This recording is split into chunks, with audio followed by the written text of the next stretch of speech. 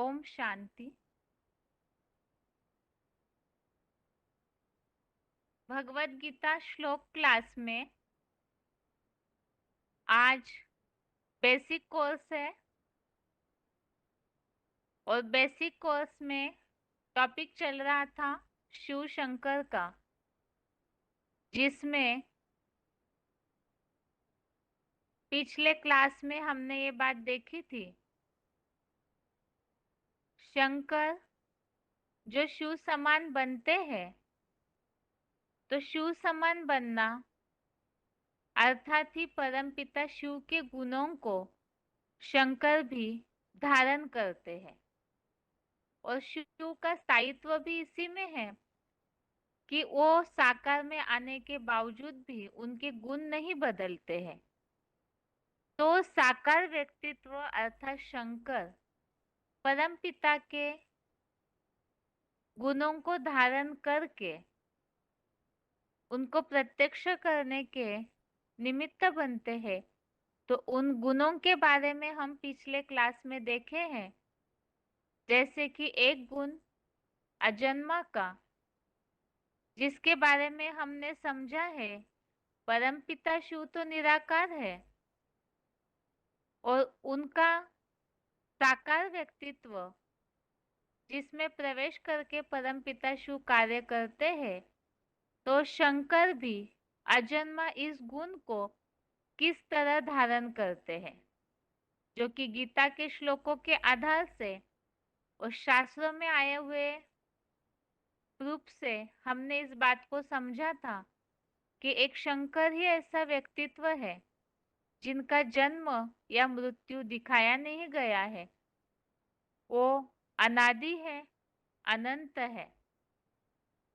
सृष्टि की आदि करने के भी अव्यक्त मूर्ति के रूप में संपन्न अवस्था में निमित्त बनते हैं और अंत में भी विनाश के समय सारी सृष्टि कल्पांत में उन्हीं में अव्यक्त मूर्ति नाम समा जाती है।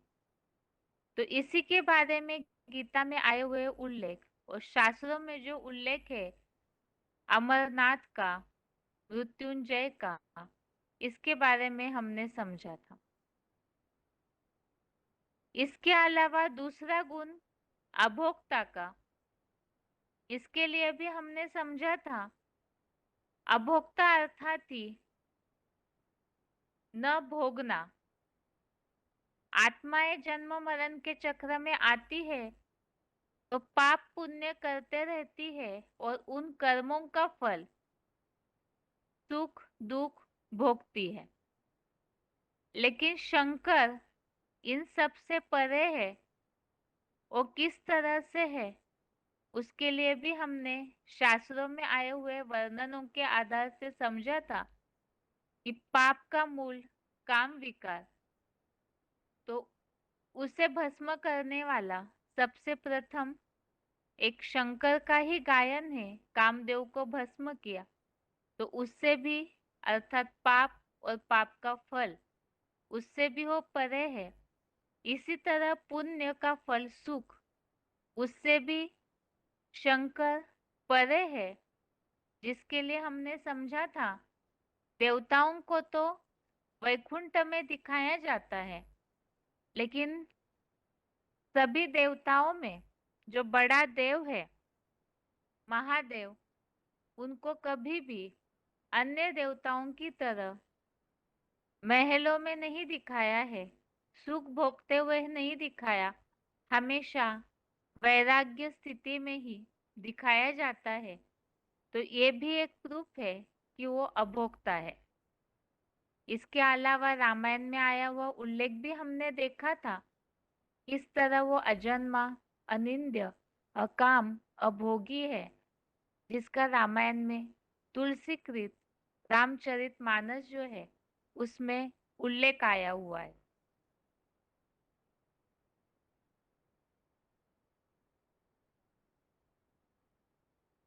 इसके अलावा तीसरा गुण, जो कि उसका थोड़ा सा टॉपिक हमने पिछले हफ्ते देखा था, अकर्ता का, कि किस तरह से अभोक्ता इस गुण से ही अकर्ता ये गुण जुड़ा हुआ है।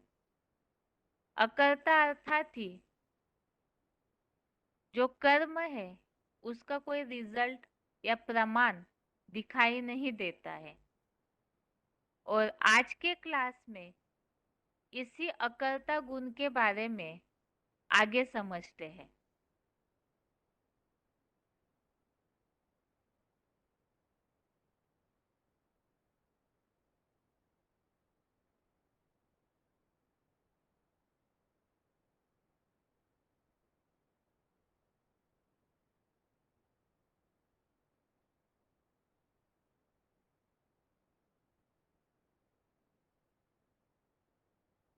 जैसे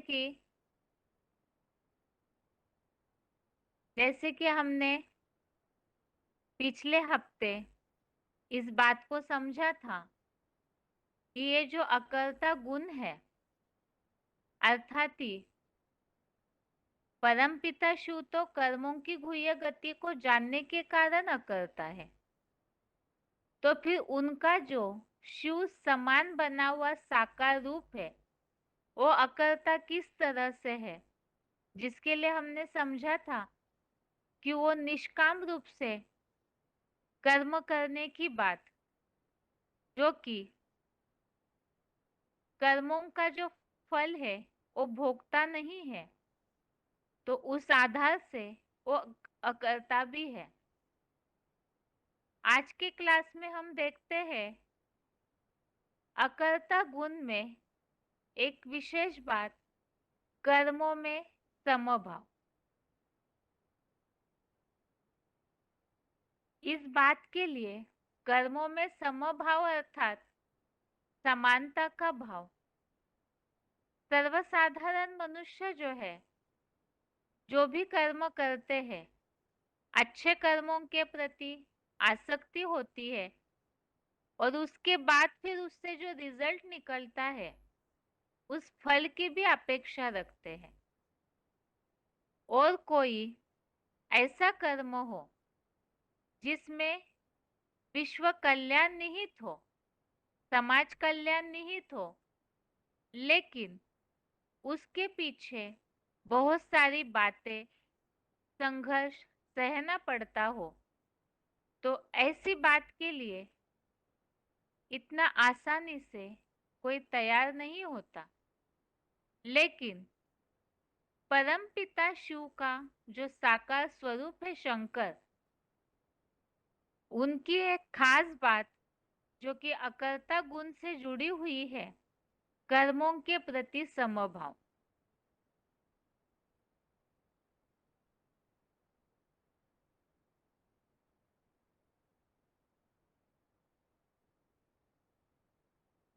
और इस बात को ही समझने के लिए हम पहले भगवत गीता में आया हुआ श्लोक का उल्लेख देखते हैं, जिस आधार से कर्मों के प्रति समभाव अर्थात क्या, उसे हम सही रीति समझ पाएंगे। ये श्लोक है 18वें अध्याय का 10वां श्लोक, अध्याय 18, श्लोक नंबर 10। श्लोक है, न द्वेष्टि अकुशलम कर्म कुशले नानुषज्यते त्यागी सत्व समाविष्टो मेधावी छिन्न संशय। अर्थात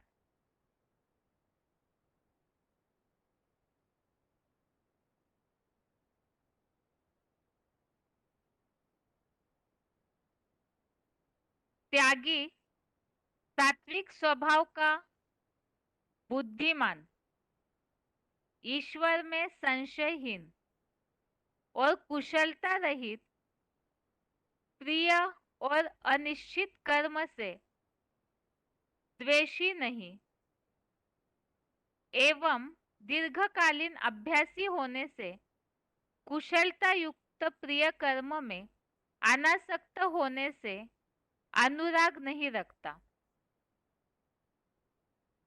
अविनाशी रुद्र की यज्ञ सेवार्थ कर्म फल का त्यागी, सात्विक स्वभाव का बुद्धिमान, ईश्वर में संशयहीन और कुशलता रहित, अप्रिय और अनिश्चित कर्म से द्वेषी नहीं एवं दीर्घकालीन अभ्यासी होने से कुशलता युक्त प्रिय कर्म में अनासक्त होने से अनुराग नहीं रखता।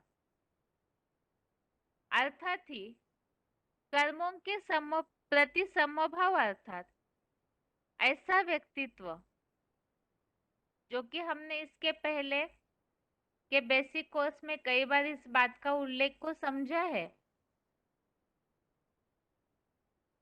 खास तो भगवान ने जहां भी ये बातों का उल्लेख किया है, तो भगवत गीता में कई ऐसे सारे श्लोक हैं जो परम पिता का साकार रथ उनके लिए लागू होते हैं। तो यहाँ भी जो उल्लेख आया हुआ है, अप्रिय और अनिश्चित कर्म से द्वेषी नहीं और कुशलता युक्त जो प्रिय कर्म है उसमें अनासक्त होने कारण अनुराग नहीं रखता। अर्थात ही जो ऐसा अप्रिय कर्म है उसके प्रति कोई द्वेष या घृणा नहीं, अकल्याणकारी कर्म के प्रति कोई द्वेष या घृणा नहीं। अब वो किस तरह से? प्रिय कर्म की जो बातें हैं उसके प्रति वो अनासक्त रहता है, उसे तो हमने समझा कि कर्मों का कोई फल नहीं भोगता और निष्काम है। अब अकल्याणकारी कर्म अर्थात कोई ऐसा बुरा अप्रिय कर्म हो जो पसंद न हो, लेकिन वो विश्व कल्याणार्थ करना है, तो उस कर्म के प्रति वो द्वेष या घृणा नहीं रखते। इस बात को ही समझने के लिए शास्त्रों में उल्लेखित जो सागर मंथन की कथा है उसका उदाहरण देख सकते हैं। शास्त्रों में जो वर्णन है समुद्र मंथन का, देवताएं और असुरों ने मिलकर के सागर मंथन किया, उसमें से बहुत सारे रत्न निकले। तो ये बात वास्तव में शास्त्रों में तो सोचा गया है कि स्थूल में कोई सागर मंथन हुआ होगा। उसका जो आध्यात्मिक रहस्य है वो शास्त्रकारों को तो पता नहीं। वास्तव में ये बात है, जब परमपिता शिव इस सृष्टि पर आते हैं तो ये सारे मानवीय सृष्टि के जो भी जड़ जंगम सृष्टि है उसके कल्याणार्थ जो कार्य करते हैं, जैसे कि हमने पहले भी कई कोर्स में इस बात को समझा है, ज्ञान देने का, तो वो ज्ञान सागर का मंथन होता है।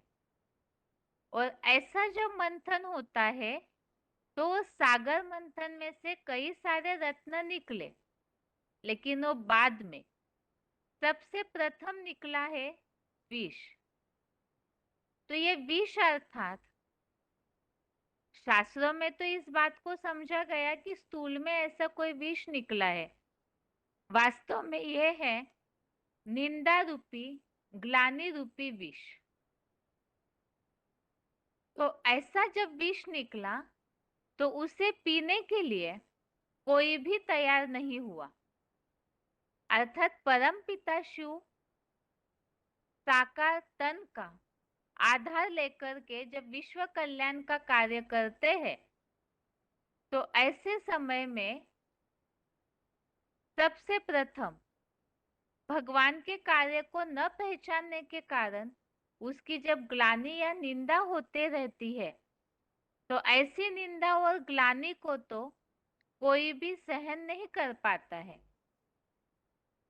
जिसके लिए शास्त्रों में इस तरह से दिखाया गया है। सागर मंथन में जो विष निकला तो वो विष पीने के लिए कोई भी तैयार नहीं था, और शास्त्रों में ऐसा वर्णन है कि उस विष से सारी सृष्टि का नाश हो सकता था।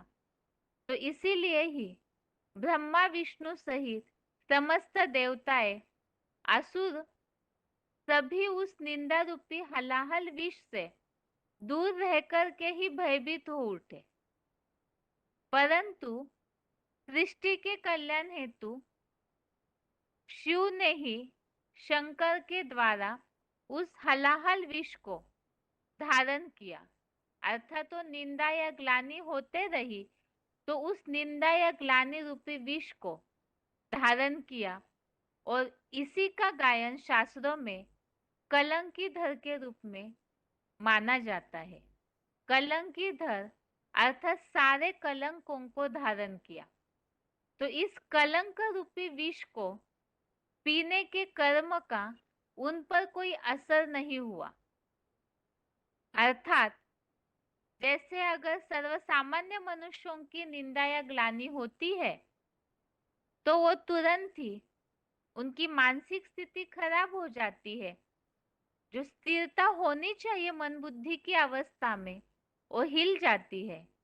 लेकिन जैसे कि गीता में एक शब्द आया है स्थित प्रज्ञ, तो इसी तरह से सबसे अव्वल नंबर में ज्ञान योग के पुरुषार्थ में आगे गया हुआ शंकर जो शिव समान बने हैं, तो इस तरह से ही निंदा या ग्लानि का विष पीकर सारे कलंकों को धारण करने के बावजूद भी उन पर उसका कोई असर नहीं होता है। तो इस बात का अर्थात अकर्तापने का सबसे बढ़िया प्रमाण है। तो इसी के लिए बताया है कि कर्मों में समभाव, अर्थात प्रिय कर्म तो सभी करते ही है। जो पसंद है ऐसे कर्म जिसमें महिमा मिलती हो, मान मर्तबा मिलता हो, उसे तो करना सब चाहते हैं। लेकिन ये ऐसा व्यक्तित्व है, ऐसे कर्मों के प्रति भी वो निष्काम है, कर्म फल से अनासक्त है, जिससे कि हमने अकर्तापने के प्रूफ में पिछले हफ्ते देखा था। और यहाँ समभाव अर्थात ऐसा कर्म जिसमें ग्लानि निंदा सहन करनी पड़े, उसके बावजूद भी उनके ऊपर कोई असर नहीं होता। अब इससे बढ़िया अकर्तापने का और क्या प्रमाण हो सकता है। आगे है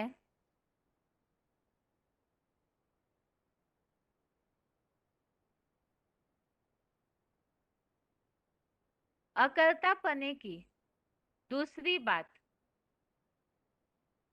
जैसे कि निष्काम कर्म के लिए हमने पिछले हफ्ते भी समझा अनासक्त भाव, तो ऐसा निष्काम करने वाला कर्म करने वाला कभी भी कर्मों में नहीं बनता।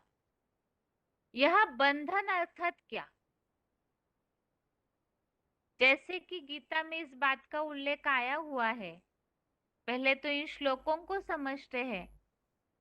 चौथे अध्याय का 14वां श्लोक, अध्याय 4 श्लोक नंबर 14। न माम कर्माणि लिम्पन्ति न मे कर्म फले स्पृहा इति माम यो भी जानाति कर्म भी न स बध्यते। अर्थात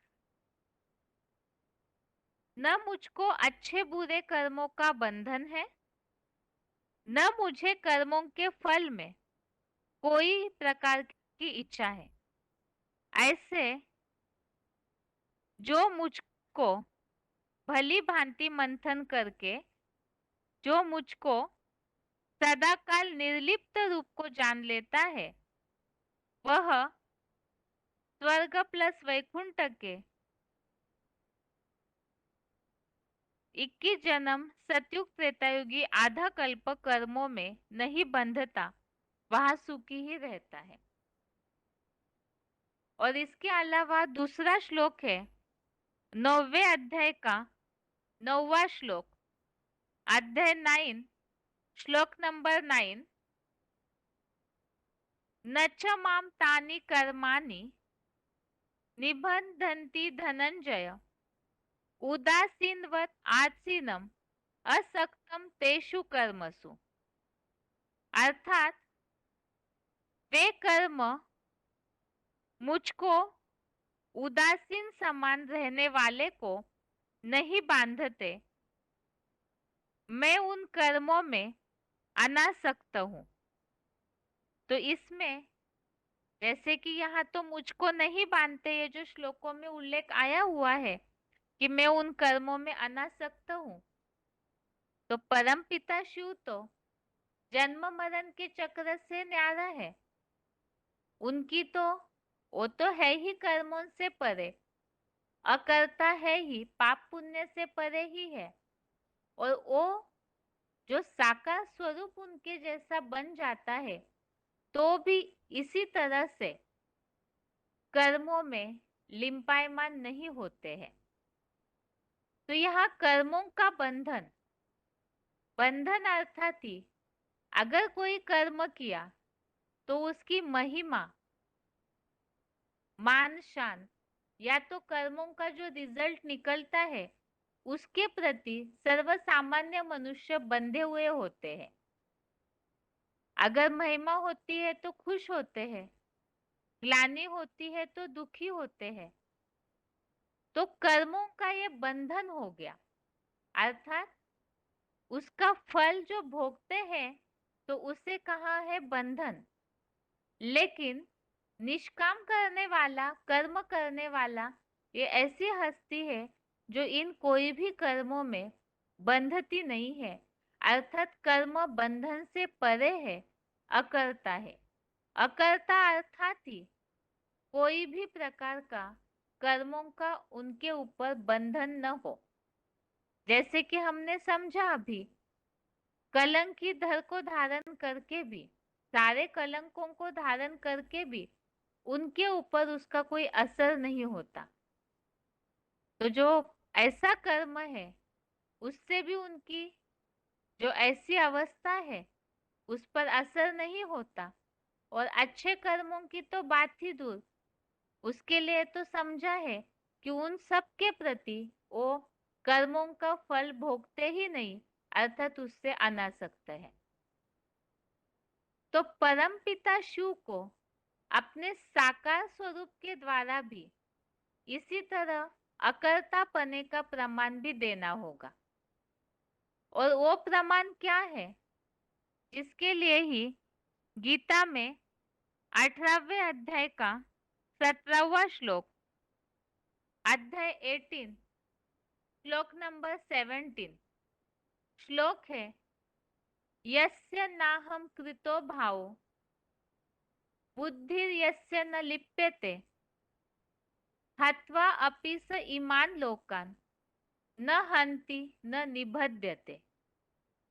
अर्थात जिसका अहंकार भाव नहीं है, जिसकी बुद्धि एक प्रभु सिवाय कहीं भी संसार में लिप्त नहीं होती, वह इन देहासक्त नास्तिक लोगों को कल्पांतकालीन महाविनाश में मार कर भी नहीं मारता और न बंधायमान होता है, जैसे महादेव शंकर। तो यहाँ वो कर्मों में नहीं बनते हैं। इसका रिजल्ट या उसकी बात जो यहाँ श्लोक में उल्लेखित है, सारे संसार को महाविनाश में मारने पर भी वो नहीं मारता और न बंधायमान होता, जिसके लिए हम सभी जानते हैं कि ऐसा गायन जो महाविनाश के समय महाविनाश के रूप में, विनाशकारी के रूप में गायन किसका है, इसे आगे समझते हैं।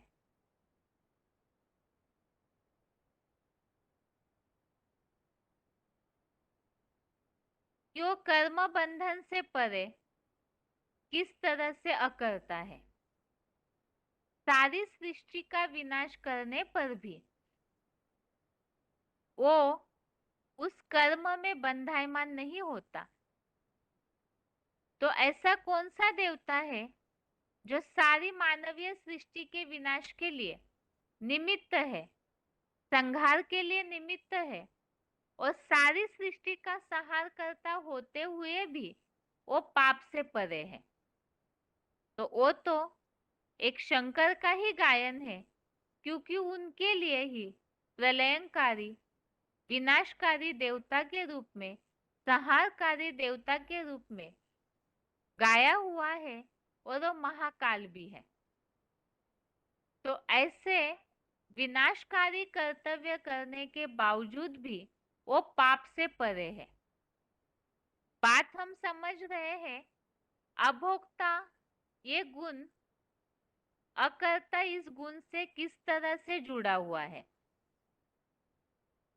अभोक्ता अर्थात कोई भी कर्मों का फल न भोगना। इसी तरह से अकर्ता अर्थात सारे कर्म करते हुए भी उस कर्म के रिजल्ट से परे। तो इसी तरह सृष्टि का विनाश, सारी सृष्टि में महामृत्यु होती है। तो ऐसे महामृत्यु के महाविनाशकारी देवता के रूप में महादेव शंकर निमित्त बनने के बावजूद भी कालों का महाकाल एक उन्हीं के लिए कहा जाता है। तो ऐसे महाकाल बनने के बावजूद भी वो उस पाप से परे है, जो कि ये श्लोक में उल्लेख आया हुआ है 18वें अध्याय के 17वें श्लोक में, कि सारे सृष्टि का इस तरह कल्पांत काल में महाविनाश करने पर भी वो उसमें बंधायमान नहीं होता है। ऐसे ही गीता में और भी श्लोक आए हुए हैं जिसमें वो काल है इसका उल्लेख है। इस बात को हमने इसके पहले अजन्मा इस टॉपिक में देखा है कि वो किस तरह से अनादि और अनंत है। अनंत है अर्थात ही उनका कोई अंत नहीं है। सारी सृष्टि उनमें समाहित होने के बावजूद भी उनका अंत नहीं होता, तो वो कालों का काल भी है।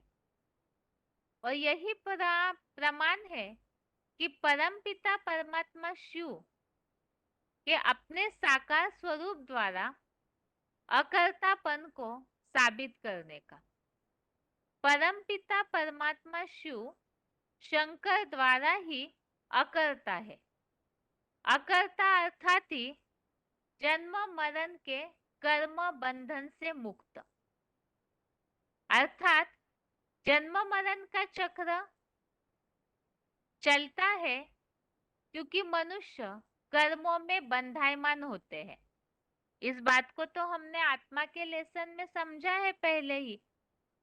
मनुष्य जो है प्रकृति गुण, जो 3 गुण है, उससे प्रसारित होते होते कहीं ना कहीं आसक्त हो जाते हैं। पाप या पुण्य का जो रिजल्ट है उसमें आसक्त हो जाते हैं। तो वो जो कर्मों का बंधन है वही उन्हें जन्म मरण के चक्र में लाने के लिए निमित्त बनता है। लेकिन परम पिता वो कर्म बंधन से न्यारे है। इसी तरह से उनका जो साकार स्वरूप है वो अपनी ज्ञान योग की पराकाष्ठा से परम पिता शिव समान बन जाते हैं। तो वो भी कर्म बंधन से मुक्त हो जाते हैं। ये जैसे कि अभी हमने समझा, कलंकीधर के रूप में सारे कलंकों को धारण करते हैं। विनाश का कर्तव्य करने के बावजूद भी, इतनी सृष्टि का संहारकारी बनने के बावजूद भी, उस कर्म के बंधन से भी, पाप से भी वो परे है, अर्थात कर्म बंधन से मुक्त है। तो शंकर ही एक ऐसा देवता है जिनके लिए कहा जाता है कि वो अजन्मा है, अर्थात अमर है, मृत्युंजय भी है। अर्थात ही शिव शंकर ही अकर्ता है। तो ये 3 गुणों को तो हमने समझा है। इसी के साथ जैसे कि यह टॉपिक चल रहा था कि परमपिता शिव किस तरह से शंकर के द्वारा ही प्रत्यक्ष होते हैं, और उसका कारण क्योंकि शंकर परमपिता शिव के समान बन जाते हैं। तो समान बनना अर्थात ही उन्होंने परमपिता शिव समान इन गुणों को, अजन्मा, अभोक्ता और अकर्ता इन तीनों गुणों को भी धारण किया है और उसे अभी तक के सारे प्रूफ में हमने प्रूफ और प्रमाणों के साथ समझा था। इसके अलावा जैसे कि शंकर का जो चित्र दिखाया जाता है तो इस तरह से दिखाया जाता है जैसे कि वो निर्वस्त्र है। तो निर्वस्त्र अर्थात ही भगवत गीता में जो उल्लेख आया हुआ है वासांसी जीर्णानि यथा विहाय, अर्थात आत्मा का शरीर रूपी वस्त्र है। तो निर्वस्त्र अर्थात एक शंकर ऐसा देवता है जिन्हें सर्वप्रथम वो अपना ये जो शरीर रूपी वस्त्र है उसके भान को, देह भान को ज्ञान योग के आधार से पूरी तरह से त्याग देते हैं। और उसी के साथ ये जो तीन गुण है इसे तो हमने समझा है। तो उनका प्रूफ है कि जिस आधार से शंकर का चित्र भी इस तरह से दिखाया जाता है तो उनको जो नाग बलाए वगैरह दिखाए गए हैं तो वास्तव में ही ऐसे कोई स्थूल सर्प लपेटने की बात नहीं है, बल्कि ये जो भी सर्प आदि लपेटे हुए दिखाए हुए हैं ये ऐसी आत्माएं जैसे कि आज की दुनिया में मनुष्यों के लिए ये बात कही जाती है। मनुष्यों का जो स्वभाव संस्कार है वो इसी तरह से विषैला बना हुआ है। तो ऐसे मानवीय सृष्टि में जो विषैली बनी हुई है तो ऐसे कई आत्माओं के बीच में रहने के बावजूद भी जो सर्प जैसी विकारी है तो ऐसे विकारी आत्माओं के संपर्क संबंध में रहने के बावजूद भी उनके विषैलेपन का उस व्यक्तित्व पर जो शिव समान बन जाते हैं उन पर कोई असर नहीं होता है। इसी तरह से जो जटाओं में गंगा बहती हुई दिखाई गई है तो स्थूल जल की बात नहीं है कि स्थूल कोई गंगा बहती हो, वास्तव में ये भी ज्ञान गंगा की बात है। तो इसी तरह से शंकर का जो भी ऐसा चित्र दिखाया जाता है, जितने भी देवी देवताएं हैं उन सब से निराला चित्र जो है वही शंकर के वैराग्य का, तपस्या का और जो उनकी शिव समान बनी हुई स्थिति है उसका प्रतीक है। अब प्रश्न उठता है कि ये वास्तव में ये जो शंकर का चित्र है जो कि हमने अभी अभी समझा कि उनका जो चित्र दिखाया हुआ है उसमें सारे ही आध्यात्मिक रहस्य भरे हुए हैं। वास्तव में ऐसा कोई मनुष्य होता नहीं है जो कि सर पर लपेटे हुए हो या इस तरह से कोई ऐसी वेशभूषा सबसे अलग थलग धारण की हुई हो। शास्त्रों में तो इस तरह दिखाया है तो ये समझा जाता है कि ऐसा कोई व्यक्तित्व बहुत कोई समय में हुआ होगा। वास्तव में ये बात तो जब परमपिता शिव इस साकार सृष्टि पर आते हैं तो उनके समान बने हुए साकार व्यक्तित्व और इस तरह से ज्ञान और योग के आधार से ऐसे दिव्य गुणों को, शक्तियों को धारण करके ऐसा पुरुषार्थी बन जाता है। तो ये कोई काल्पनिक व्यक्तित्व की बात नहीं है। तो प्रैक्टिकल में अपने जीवन में साकार में वो ऐसे चरित्र को धारण करते हैं क्योंकि चित्र चरित्र की यादगार होती है। अर्थात ही परमपिता शिव जो सबसे पहले हमने इस बात को समझना शुरू किया था कि परमपिता शिव एक व्यापी होकर के इस संसार में प्रत्यक्ष होते हैं तो उनका वो एक व्यापी स्वरूप कौन सा है। तो त्रिदेवों में से एक शंकर महादेव ही है जो परम पिता के सारे गुण शक्तियों को धारण कर उन समान बन जाते हैं। इस बात को भी हमने पहले समझा है कि वास्तव में ये साधारण मनुष्य होते हैं और परम पिता शिव उनमें प्रवेश करके इस तरह से कर्तव्य कराते हैं। अब फिर प्रश्न आता है, परम पिता शिव तो निराकार है, वो भगवान है, तो उन्हें साकार में आने की क्या आवश्यकता है? तो उसे देखते हैं कि परम पिता शिव को साकार में आना जरूरी है क्या? जनसाधारण लोग तो इस बात को इस तरह समझते हैं कि वास्तव में परम भगवान जो है वो तो सर्वशक्तिवान है, वो तो कुछ भी कर सकते हैं। भगवान सर्वशक्तिवान है, वो कुछ भी कर सकते हैं, लेकिन मनुष्य जो जन्म मरण के चक्र में आते आते पापी बने हुए हैं, तो क्या वो परम पिता को उनके कर्तव्यों को, वो जो असाधारण कर्तव्य करते हैं, उसे समझ पाएंगे? बात यही है कि आखिर परम पिता शिव को साकार में आना क्यों जरूरी है।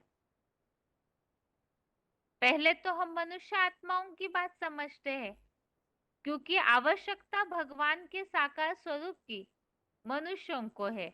दुखी तो मनुष्य होते हैं, पुकारते तो मनुष्य है अपने को पापों से, बंधन से, दुखों से छुड़ाने के लिए। तो ये जो मनुष्य आत्माएं हैं, देह धारण करती है, तो देह के द्वारा सुख और दुख अर्थात सभी प्रकार की चीजें भोगती है। तो जन्म जन्मांतर देह को धारण करते करते उन देहों से भोग भोगते हैं। तो प्रत्येक आत्मा शरीर धारण करके जो देह भान में आती है, भोग भोगते भोगते, पाप पुण्य करते करते, सुख और दुख का भोग भोगते भोगते देह भान में ही लिपट जाती है, अर्थात अपने को आत्मा समझना भूल देह समझ जाती है। अब देह में आसक्त होकर के मनुष्यों ने इतने सारे जन्म बिताए हैं, अपना जीवन बिताया है। तो अब वास्तविकता तो ये है कि परमपिता शिव, सदाशिव ज्योति जब इस साकार सृष्टि पर आएंगे, तो साकार देहधारियों से मिलेंगे कैसे?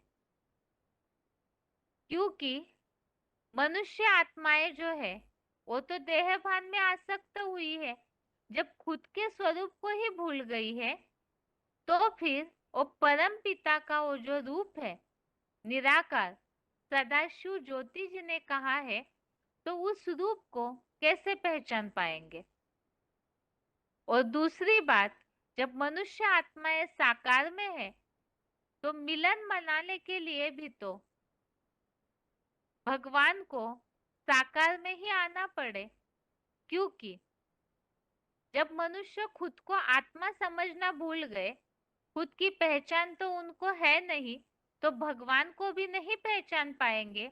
तो इसीलिए ही परम पिता को भी साकार में आना तो होगा ही, क्योंकि बिना साकार में आए परम पिता शिव निराकार और आत्माएं देह भान में साकारी हुए पड़े हैं, तो संबंध में आएंगे कैसे और भगवान से मिलन मनाएंगे कैसे?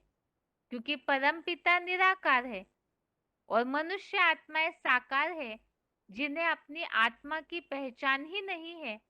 तो फिर साकार देहधारी और परम पिता निराकार संबंध अर्थात ही संपूर्ण और समान बंधन तो कैसे बंधेगा? तो उसके लिए ही क्या करना होगा? इसके लिए ही वास्तव में इस बात का रहस्य यही है कि परमपिता शिव की साकार में आने की आवश्यकता का क्या महत्व है। तो उसे तो हम अगले हफ्ते के क्लास में समझते हैं। आज के लिए तो शिव शंकर का टॉपिक यहाँ तक ही, जो कि अभी तक के क्लास में, अब आज की क्लास में हमने इस बात को समझा है।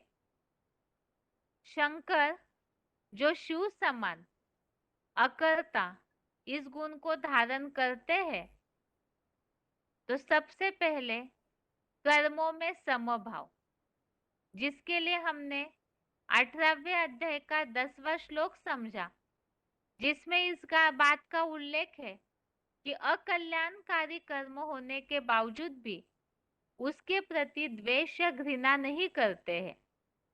और इसी बात को समझने के लिए सागर मंथन की कथा हमने समझी, जिसमें ग्लानि रूपी निंदा रूपी विष को पीने पर भी शिव समान बना हुआ शंकर महादेव जो कलंकी स्वरूप बन जाते हैं, कलंकी धर बन जाते हैं, तो यही उनके अकर्तापने का प्रूफ है कि वो कर्मों के फल में आसक्त नहीं होते हैं और साथ में ही कोई भी प्रकार का ऐसा कलंकीधर स्वरूप धारण करके वो इस ग्लानि या निंदा के परे हो जाते हैं।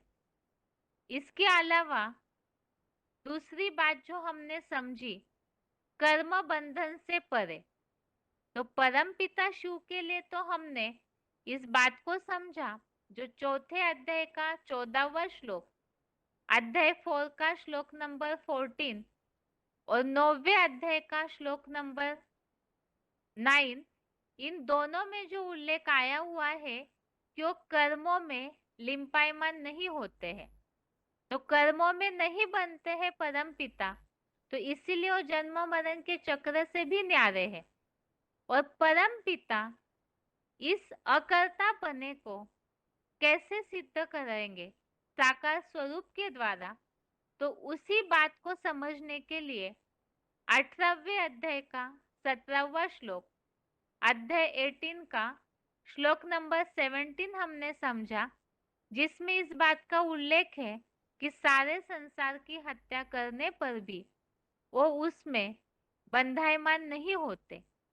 तो ये उल्लेख जो महाविनाश का, सारे संसार की जो विनाश की बात है, वो तो विनाशकारी के रूप में एक ही ऐसा देवता है जिसका गायन है प्रलयंकारी के रूप में, महाकाल के रूप में। तो ऐसे संहारकारी बनने के बावजूद भी वो पाप से परे है, तो कर्म बंधन से परे है। यही प्रूफ है कि वो अकर्ता है। और इसके अलावा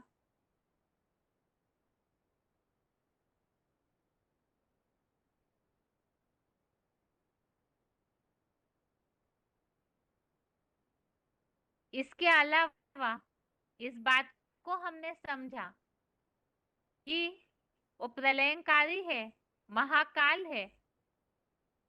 तो गीता में जहां मैं काल हूं ऐसा शब्द आया हुआ है, तो उसमें 10वें अध्याय का 30वां और 33वां श्लोक, अध्याय 10 श्लोक नंबर 30 और 33 और 11वें अध्याय का 32वां, अध्याय 11 श्लोक नंबर 32, इन सारे श्लोकों में ही मैं काल हूं ऐसा उल्लेख आया हुआ है।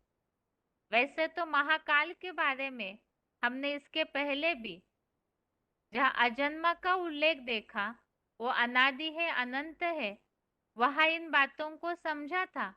इसी तरह के उल्लेख इन श्लोकों में भी आए हुए हैं।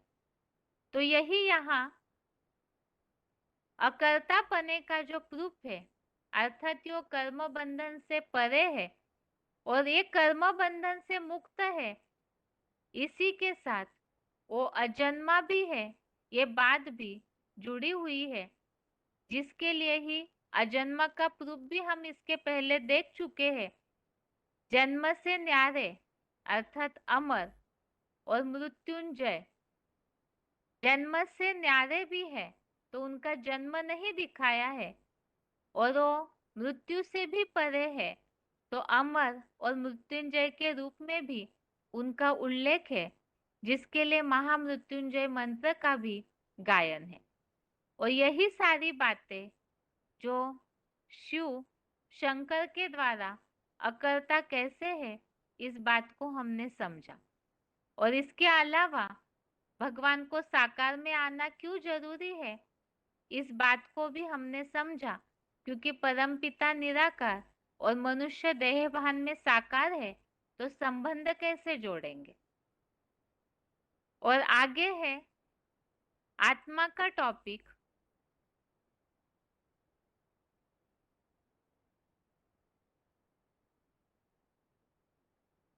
आत्मा के टॉपिक में इसके पहले हम याद और कर्म का बैलेंस, इस बात को समझ चुके हैं कि भगवान की याद क्यों जरूरी है और कर्मों की गति को जानना क्यों जरूरी है।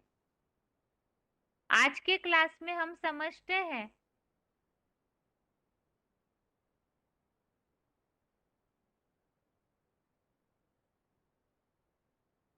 जैसे याद और कर्म का महत्व है, तो इसी तरह से यहाँ पर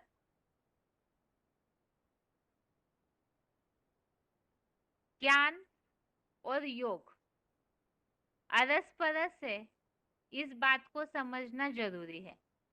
जैसे कि पिछले क्लास में हमने इस बात को समझा था, कर्मों की थ्योरी अर्थात कर्मों की गति का ज्ञान भगवान से मिलता है, और भगवान ही है जिनके द्वारा मनुष्य आत्माओं को ज्ञान का दीपक मिलता है। तो उस ज्ञान के दीपक द्वारा जो भगवान की कृपा है मनुष्य आत्माओं पर, जिस द्वारा अज्ञान अंधकार नष्ट होता है। लेकिन सिर्फ भगवान के द्वारा जो ज्ञान दिया जाता है, उस ज्ञान सुनने और समझने से परिवर्तन नहीं होगा, तो उसको धारण करने से, प्रैक्टिकल जीवन में अनुसरण करने से ही परिवर्तन होगा। और ये धारणा भी कब कर सकेंगे, जब आत्मा याद से पवित्र बनती जाएगी। क्यों? क्योंकि जैसे को याद करेंगे वैसे ही बन जाएंगे, और याद भी तब कर सकेंगे जब भगवान का ज्ञान हो। इस बात को भी हमने याद के टॉपिक में समझा था। भक्ति मार्ग में भगवान की याद सहज न होने का कारण भगवान की यथार्थ पहचान नहीं अर्थात भगवान के प्रति पूरा ज्ञान नहीं, तो इसीलिए आर्टिफिशियल याद हो जाती है। और इसीलिए ही भगवान के ज्ञान को सुनकर समझकर जीवन में धारण करेंगे, और धारण करने के लिए भी जरूरी है कि याद, भगवान की याद से आत्मा पवित्र बनेगी, और याद तब करेंगे जब भगवान का ज्ञान हो। इसीलिए ही याद और ज्ञान ये दोनों भी अरस परस चीजें हैं, जिसके लिए ही भगवत गीता में भी इस बात का उल्लेख आया हुआ है कि ज्ञान और योग दोनों अलग अलग नहीं है। ज्ञान और योग दोनों भी मनुष्य जीवन के लिए उतना ही महत्वपूर्ण है। आत्मा के टॉपिक में तो खास ये सारी बातें हम इसीलिए समझ रहे थे क्योंकि बुद्धि का नाश हो चुका है। बुद्धि के नाश का कारण बहुत सारी बातें हमने समझी है। बुद्धि के नाश के कारण ही मन कंट्रोल से बाहर हो चुका है, और इसी के लिए ही मन को कंट्रोल करने के लिए ही दो उपाय है, जो कि भगवत गीता में भी इसका उल्लेख आया है। एक तो अभ्यास, पिछले हफ्ते के क्लास में भी हमने इस बात को समझा। मध्यजी भव के रूप में हर कर्म करते हुए मन को बार बार उस भगवान की याद में लगाने का अभ्यास करना है। और दूसरा वैराग्य। भगवान की याद का अभ्यास भी तभी पक्का होगा जब हम विनाशी देह देह के पदार्थ, देह के संबंधों से वैराग्य आएगा। अर्थात इन सब से जब अनासक्त होंगे, क्योंकि देहधारियों के प्रति अगर आसक्ति है तो बुद्धि में उनकी याद इंटरफेयर करती रहेगी। तो भगवान की याद जिस तरह से होनी चाहिए, सहज और निरंतर, वो नहीं होगी। जैसे कि हमने पहले भी समझा, अगर याद सहज और निरंतर नहीं है तो जिस तरह पाप भस्म होने चाहिए वो नहीं होंगे, और फिर मन कंट्रोल होना, बुद्धि सात्विक होना, ये भी नहीं होगा। तो इसीलिए ही जरूरी है याद का अभ्यास, और याद के अभ्यास के लिए जरूरी है देह, देह के पदार्थ, देह के संबंधों से वैराग्य। जब भगवान का ज्ञान पूरी तरह से सच्चाई मिल जाती है, तभी ही झूठ से, झूठी दुनिया से वैराग्य भी आता है। तो इसीलिए ही भगवान की याद करने के लिए ज्ञान जरूरी है, और ज्ञान के साथ साथ याद भी जरूरी है। तो ये दोनों भी अरस परस चीजें हैं। इसके अलावा अब भगवान आकर के तो ज्ञान तो देते हैं, वो ज्ञान धारण करना या न करना क्यों जरूरी है? इसके लिए ही खास बात तो है, जो दुनिया में भी इस बात को कहा जाता है। भगवान, जो सच्चाई का ज्ञान हमें भगवान के द्वारा मिलता है, तभी ही झूठी दुनिया से वैराग्य आता है। अब प्रश्न उठता है कि ये बात कैसे सिद्ध होगी कि भगवान इस सृष्टि पर आ चुके हैं और अभी वही समय चल रहा है जो कि भगवान स्वयं आकर के अज्ञान अंधकार को दूर करने वाला ज्ञान का दीपक मनुष्य आत्माओं को दे रहे हैं। तो वो तो आज की सृष्टि की हालत तो सभी देख ही रहे हैं, लेकिन खास बात तो है भगवान आकर के ऐसा ज्ञान देते हैं। वैराग्य झूठी दुनिया से कब आएगा? ये सारी दुनिया झूठी है, इस बात का ज्ञान बुद्धि में कब बैठेगा?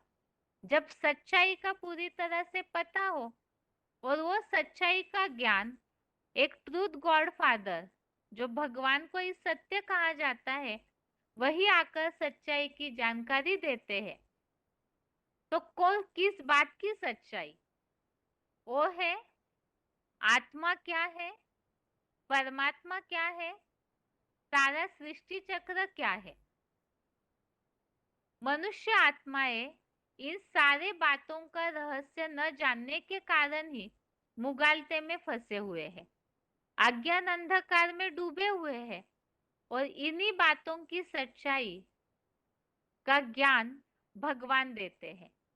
अर्थात ही ज्ञान का दीपक या ज्ञान का ऐसा नेत्र देते हैं जिसके द्वारा हम अपने और भगवान के रूप को यथार्थ रीति पहचान सकते हैं, और इसके साथ ही सृष्टि चक्र या काल चक्र के रहस्य को जानकर वर्तमान समय के महत्व को भी जान सकते हैं।